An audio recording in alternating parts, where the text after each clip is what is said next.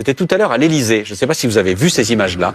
Emmanuel Macron qui assiste au début de Hanouka.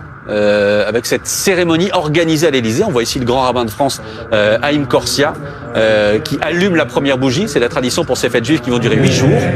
Il y a un certain nombre de réactions politiques qui s'émeuvent. Et ça vient de tous les camps ce soir, de tous les camps politiques qui s'émeuvent de l'organisation de cette cérémonie religieuse à l'Élysée, en présence donc d'Emmanuel Macron. On est, si je ne me trompe pas, Christophe Barbier, dans la salle des fêtes de l'Élysée, oui. Avec un certain nombre, je sais pas comment, on ne sait pas exactement combien il y avait de personnes, mais il y a cette cérémonie. Comment vous réagissez, vous, ce soir? Alors d'abord, je découvre ces images, je vous le dis.